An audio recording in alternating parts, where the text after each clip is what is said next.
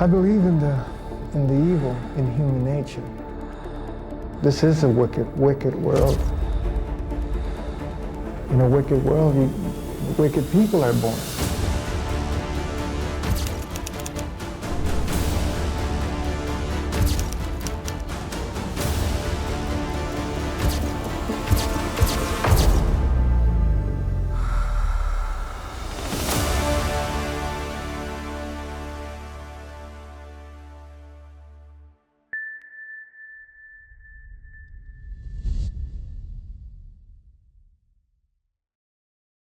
Если вы это читаете, значит я уже сдохла. 7 декабря 2023 года все новостные ленты облетела шокирующая новость. В этот день учащимся 8 А на занятие нужно было ко второму уроку. Камеры наружного наблюдения зафиксировали, как в 8 часов 40 минут девушка прошла через проходную, а уже в начале 10-го на всю гимназию была слышна стрельба. 2 человека погибли в результате стрельбы в российской школе. 3 пострадали. Ученица принесла огнестрельное оружие в гимназию города Брянска и сделала несколько выстрелов. Впервые в истории России стрельбу в школе устроила девочка, выкрав из сейфа своего отца дробовик. 14-летняя Алина Афанаскина принесла оружие в гимназию номер 5 города Брянска, где училась. В результате стрельбы одна ее одноклассница погибла, 5 подростков получили ранения. Сама Алина покончила с собой. Что же толкнуло тихую отличницу на этот жестокий шаг? Буллинг в школе, неурядицы в семье, неуравновешенная психика. Мы попробуем в этом разобраться. Утром 7 декабря Алина вместе со своей сестрой-близняшкой Дашей, как и обычно, собирались на уроки. Первый, географию, сестры прогуляли, поэтому решили пойти ко второму. В сети есть информация, что перед выходом из дома Алина сказала маме «не вой». Что она имела в виду, остается только догадываться. Кстати, оделась девочка в этот день во все черное. На кадрах, попавших в поле зрения уличной видеокамеры, видно, как Афанаскины выходят из своего дома и проходят под арку в сторону школы. Жила Алина с семьей в стандартном панельном доме спального района Брянска. Пока шли, безустанно о чем-то болтали, но, как известно, точно не о стрельбе. Даша призналась следствию, что ничего не знала о страшном плане своей сестренки. На кадрах видно, что Алина несет в руках мешок со сменной обувью, из него торчит какой-то странный предмет. Как выяснилось, это и было украденное ружье из коллекции отца. Чтобы никто не заметил, торчащую рукоятку оружия девочка обмотала бумагой-миллиметровкой.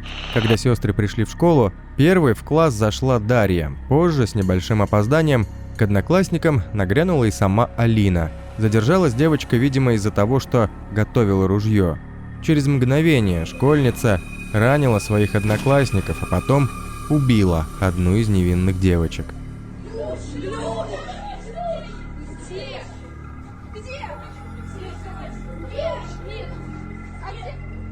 Почему металлодетектор на входе в школу не сработал? Вопрос открытый. Показания сотрудников расходятся. Одни утверждают, что он был не включен ради экономии электроэнергии. Другие доказывают, что рамки не работали из-за висевшей на них новогодней гирлянды. Была убрана. Когда да, рамки не было. Когда вы заступили, у вас не возникло вопроса, почему дети пойдут в школу и не будут работать рамки? Так как рамка – это не собственность ЧОПа, а это собственность гимназии, поэтому нет. Я вам честно хочу сказать, не возникло. У меня больше возник момент, когда у меня целый тамбур вот таких деток, и они давят друг друга, мне надо их запустить в 8:45, я выхожу и по одному их запускаю. Вот это для меня важнее было момент, мне надо быстрее, время подходит, мне нужно запускать деток, что рамки не было. А тревожная кнопка сработала? Да, конечно, когда спустилась в 9, где-то 05, учитель с первым ребенком пострадавшим, с орами у нас в гимназии «Стрелок», тут же была нажата тревожная кнопка мною. И вызвана скорая помощь. Войдя в кабинет, восьмиклассница хаотично открыла огонь на поражение. Остановить ее не могло ничто, ни переговоры с учителем, ни мольбы одноклассников. Пулями из дробовика БК-3 девочка ранила 5 учеников и убила одноклассницу Марию Несмачную. Мать погибшей школьницы рассказала, что в ее дочь пуля попала случайно, так как Мария стояла первой на пути Алины.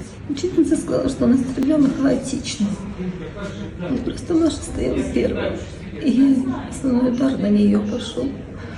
И попал ей плечом в легкое, в артерию. Она увидела в каком-то чате у детей, что там кто-то из детей выложил, что за двойки, типа вот радуется, что надо, ну как-то, я так понимаю, что это связано с двойками, и призывы к самоубийству. Кому конкретно она говорила, у кого она видела чат? Она говорит, родители, давайте это. Я спросила, говорю, что там? Говорит, Ольга Михайловна, так ваша Маша вообще не имеет отношения. Я говорю, давайте соберемся родители и переговорим. Это же, вы понимаете, что это не просто так. Она говорит, что хорошо, говорит, давайте выберем время, но вот это времени не было. И что там было? Где она, какой она чат учительница видела? Я не могу сказать. У меня должно быть день рождения 27 декабря. Я говорю, кого ты будешь приглашать?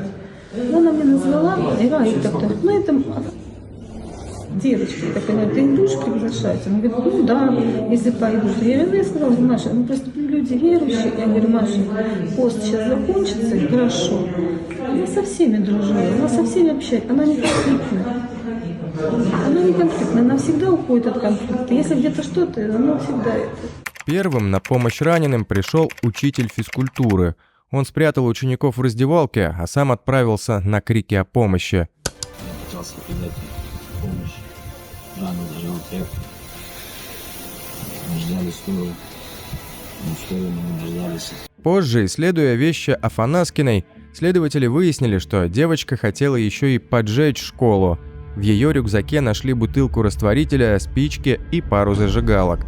Также в портфеле убийцы соседствовали учебники и 2 ножа. Информация о школьнице и ее семье остается крайне противоречивой. Сразу же после происшествия в прессе стали писать о том, что девочку-подростка травили одноклассники из-за нелюдимого и замкнутого характера, называли странной. Главная версия трагедии – буллинг. Бабушка девятиклассника из той же 5-й гимназии заявила, что микроклимат в этом учебном заведении нездоровый. В прошлом году одна девочка-отличница была даже вынуждена перевестись в другую школу из-за этого. Также сообщалось о том, что Алина якобы не поделила мальчика с убитой ею Марией. В то же самое время вся эта информация об убийстве из ревности и мести за травлю опровергается знакомыми девочки. Гимназисты утверждают, что никакой травли не было, а по словам учительницы Алины, она даже не думала о мальчиках, поскольку была очень уж скромна. Мать погибшей Марии также считает, что никакой ссоры между девочками быть не могло. Они общались в прошлом году, на день рождения ходили друг к другу. Этого не было. Они хорошо общались. В семье будто тоже не все было гладко. Якобы девочка ненавидела сестру и чувствовала безразличие со стороны отца. Все соседи, знакомые, друзья описывают их как благополучную семью. Девочки тихие, скромные. Единственное, что их отличало, это способность контактировать с людьми. Даша – общительный и приветливый подросток. Алина была, напротив, замкнутой и стеснительной. У девочки не было личных страниц в соцсетях и близких друзей. Она была максимально закрыта. При этом всего пару недель назад у школьного психолога Алина сдавала тест на психологические отклонения и суицидальный настрой. Результаты были типичными, не предвещающими беды. При этом претензий по учебе и поведению к ней не было. Учителя периодически беседовали с мамой и сестрой Алины на предмет ее социализации. По словам педагогов, последние пару дней девочка вела себя странно. Даже в сети распространяется видео, на котором Алину избивает Мария, а ее сестра наблюдает за этим.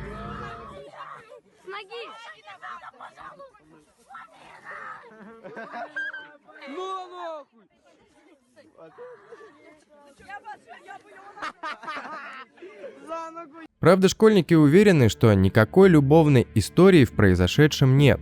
Алина и Даша даже не смотрели в сторону мальчиков, не говоря уж об отношениях. В любом случае, для следствия основной сейчас является версия доведения до самоубийства, и подозреваемым по ней проходит отец Алины, которого задержали сразу же после произошедшей трагедии, предъявив ему также обвинение в небрежном хранении оружия, но совсем недавно отпустили из СИЗО под запрет определенных действий. Было 3 детей. В браке состоите? Да, 31 год. Сколько у вас детей в настоящее время? Осталось 2. Человек сколько? 1. Место работы, должность? Также обвинения были выдвинуты охранному предприятию, которое работало в школе за ненадлежащее исполнение своих профессиональных обязанностей, а также школьному завхозу из-за неработающих на входе рамок. Да сама жизнь поднимает эти вопросы. Ну вот то, что рамки не работают. То, что Рамки? А при чем тут рамки не работают? Даже если они работают, на них внимания никто не обращает. Металлоискатель был снят, просто убран. Его не было. После Керчи все установили. Работал ли он, непонятно. О личной биографии Дмитрия Афанаскина известно немного. На его персональной странице во ВКонтакте размещена только единственная фотография и указана дата рождения, за исключением того, что он родился 6 декабря 1970 года, увлекался спортом, не имел вредных привычек, является мастером спорта по боксу и работает в частном охранном предприятии, данных больше нет. Спортсмен. Он занимался боксом всегда корректно, все вежливо, с уважением. Дмитрий, устроивший личную жизнь еще в начале 90-х, вместе с женой Надеждой воспитывал 3 дочерей. Старшей, давно не живущей в родительском доме, на момент трагедии исполнилось 28 лет, а близнецам Алине и Дарье по 14. Те, кто знал семью лично, характеризовали ее как образцовую. Супругов они в один голос называли примерными, отзывчивыми и чуткими к чужой беде, а о сестрах отзывались только с положительной стороны.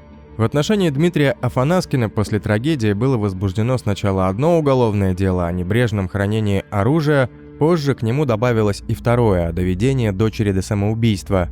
Следствие полагает, что Афанаскин применял к дочерям физическое и психологическое насилие. Задержанный частично признал вину по 1 статье, но отрицал обвинение по 2. Дмитрий Афанаскин настаивает на том, что его дочь подверглась воздействию в интернете, и записи в дневнике были сделаны взрослыми. На суде он заявил, что в текстах присутствуют несостыковки и признаки внешнего влияния. Там из дневника, вот там, выпущено в интернете, ну не в интернете, где-то с каких-то данных взяли. То есть там большие расхождения, там не соответствуют, там многие нестыковки в этих вот написаниях. Походу, что человек, то есть завладел этим аккаунтом или как-то проник, или как-то под каким-то влиянием, я не знаю, вошел, не знаю, загипнотизировал ребенка, что он стал таким, и за свои действия не отвечала. Я просто не пойму вообще, вот как вообще такое могло случиться. Это Алина или Дарья тоже? Алина.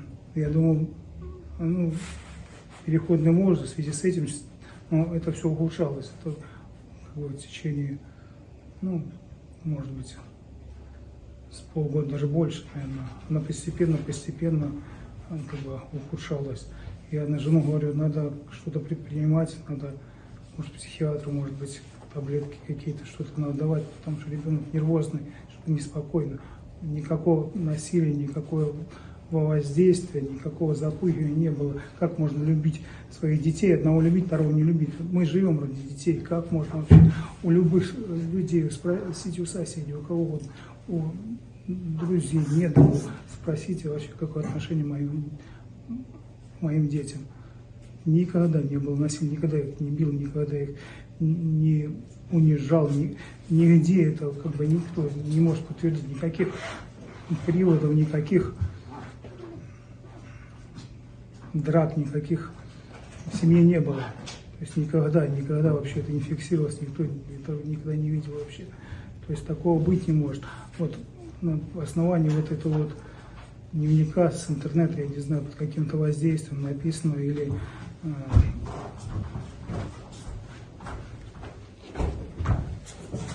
как-то закодировано, я не знаю, или потому что взрослый текст, во-первых, во-вторых, там не состыковки в тексте, то есть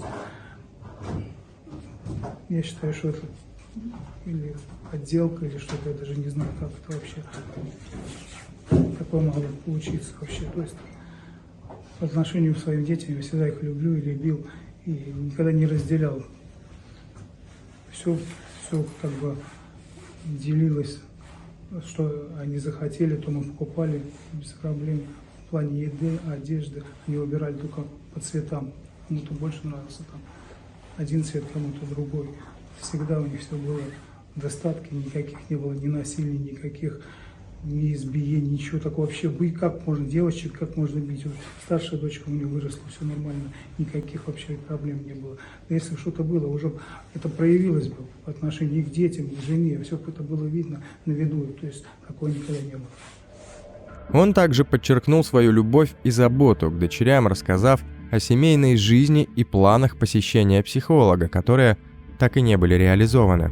На допросе в зале суда он не смог сдержать слез, говоря о потере дочери.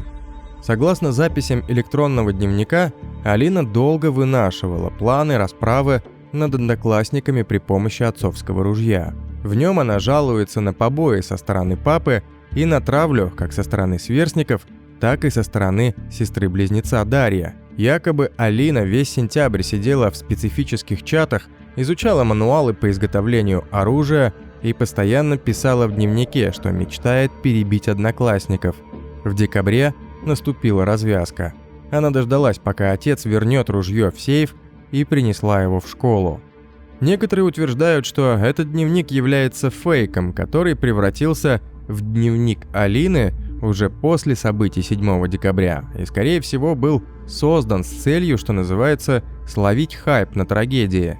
В любом случае, насколько бы факты сейчас не противоречили друг другу, ясно одно – в семье Алины и в окружающей ее школьной обстановке не все было в порядке, если ребенок решился на такой отчаянный шаг, скрыв свои проблемы и намерения абсолютно ото всех родных и знакомых. Она не делилась своими переживаниями ни с сестрой-близнецом, ни с родителями, что является очень тревожным сигналом, который, впрочем, замечал ее отец.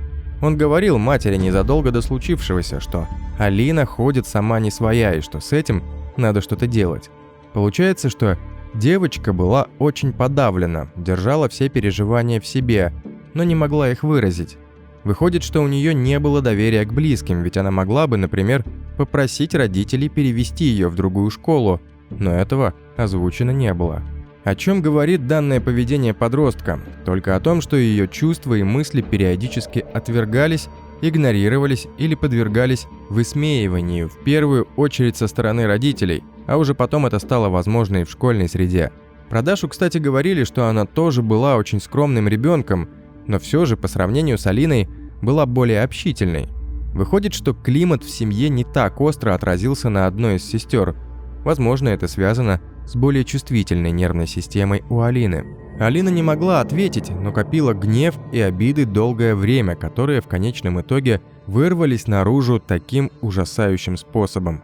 «Бойтесь гнева терпеливых» – выражение, которое сразу же вспоминается в подобных ситуациях.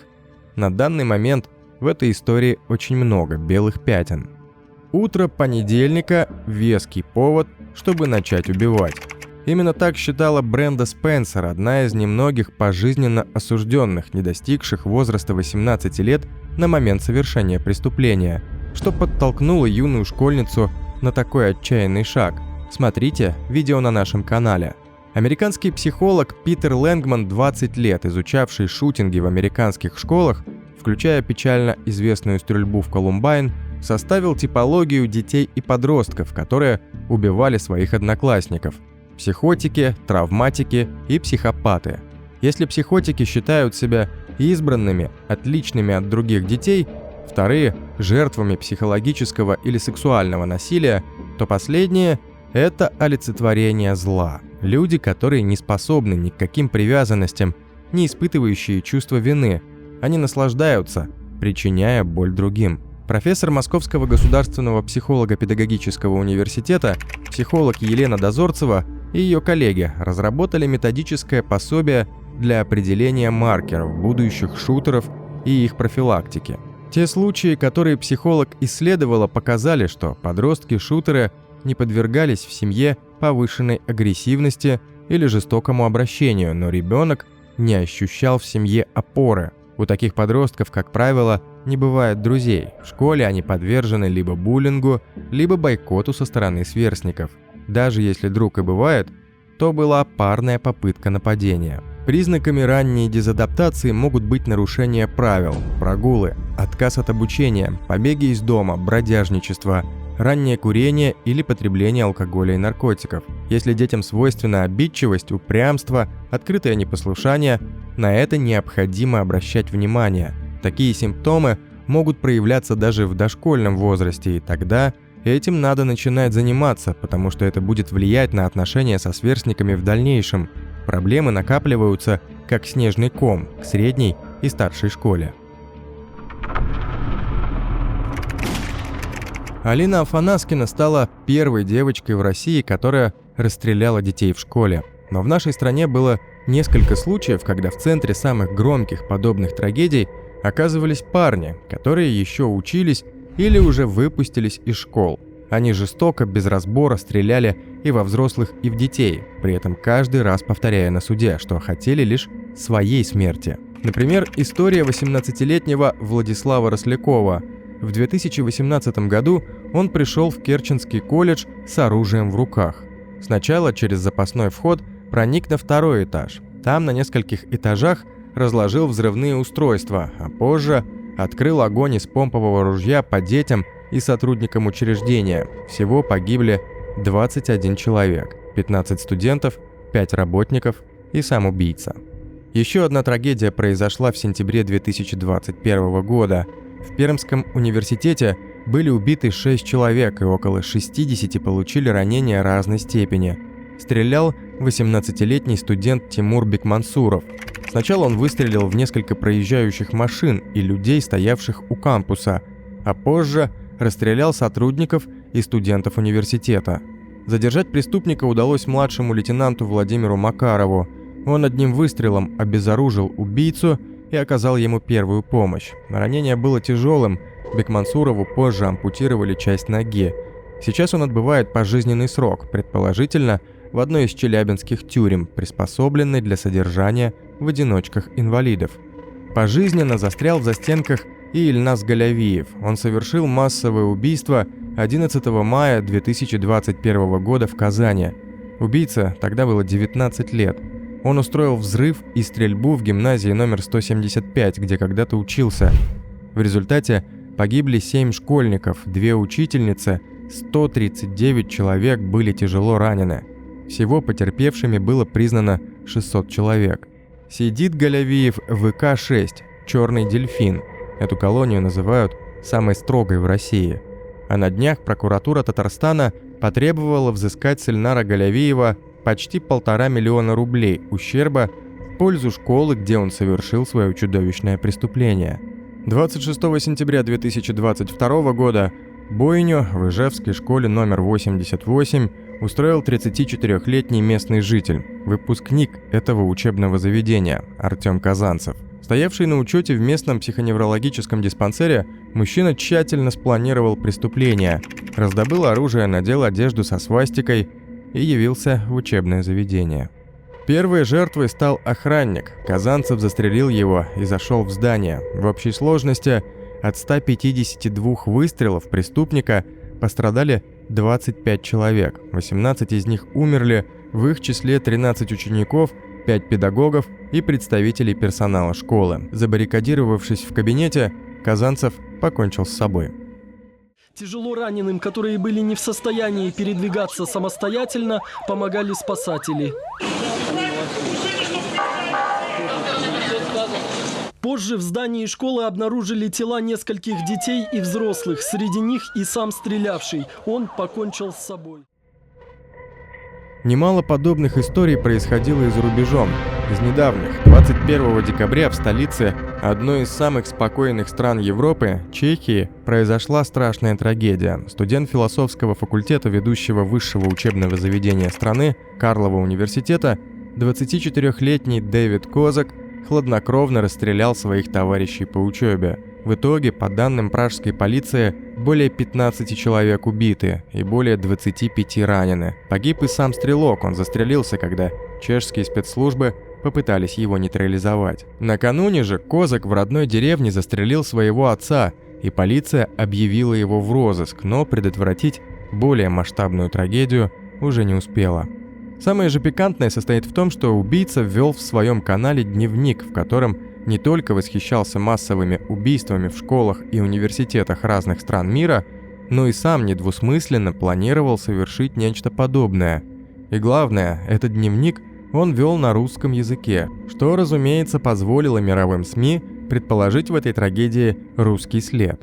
В числе прочего, Козак в своих дневниках утверждал, что устроить стрельбу он решил после 2 подобных трагедий в России, в Казани и в Брянске. Начал он вести свой ежедневник 9 декабря, когда появилась надпись «Это будет мой дневник, как я иду к скулшутингу». 10 декабря автор добавит: «Я очень сильно вдохновился Алиной, очень, имея в виду стрельбу в школе в Брянске 7 декабря. В тот же день Козак написал и о своем желании совершить скулшутинг и суицид, вдохновившись примером Алины Афанаскиной. В день же трагедии, 21 декабря, этот канал Давида Козака стал публичным». Первой среди жертв массового расстрела была опознана Ленка Главкова, директор Института музыкальных наук при философском факультете университета. По данным полиции, 25 человек получили ранения, в том числе 3 иностранцев, 2 человека из Объединенных Арабских Эмиратов и 1 из Нидерландов. Чешская полиция поделилась подробной хронологией трагических событий, разыгравшихся в республике в четверг 21 декабря. В 12:26 в полицию поступила информация от подруги стрелка из населенного пункта в Кладнинском регионе, которая получила от него СМС о самоубийстве. Полиция Центральной Чехии реагирует, и на место отправляется служба спасения. Примерно через 20 минут в 12:47 прибывшие патрульные обнаружили мертвого мужчину в доме стрелка и через несколько минут установили, что это был его отец. Прошло около получаса, прежде чем в 13:15 чешская полиция объявила подозреваемого в общенациональный розыск. Еще через полчаса, в 13:49, полиция установила, что подозреваемый мог направиться в один из университетских городков. В 14:22 полицейские начали эвакуацию одного кампуса, но уже в 14:59 в соседнем кампусе началась стрельба. Первые полицейские прибывают на место через несколько минут.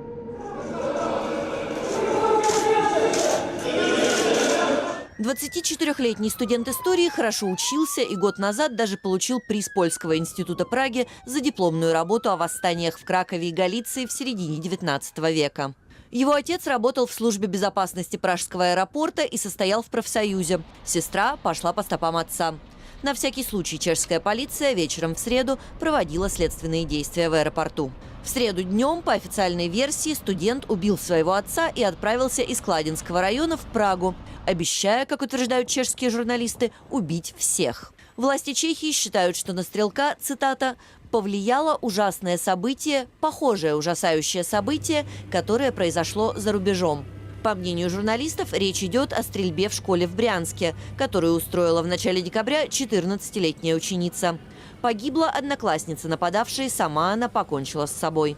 Теория о том, что чешский студент вдохновлялся именно этим, базируется на том, что в телеграм-канале человек с таким же именем писал о массовой стрельбе в России на русском. Был ли это нападавший, неизвестно. Сейчас канал удален. В 15:11 стрелок замечен на крыше, и в 15:20 злоумышленник покончил с собой. Чешская полиция подтвердила, наконец, что стрелявший свел счеты с жизнью после того, как увидел, что силовики окружили его со всех сторон. Власти также расследуют возможную связь стрелка с другим инцидентом – убийством на прошлой неделе отца и его ребенка в Клановицком лесу. Полиция Праги все еще ожидает официальных результатов баллистической экспертизы по этому делу.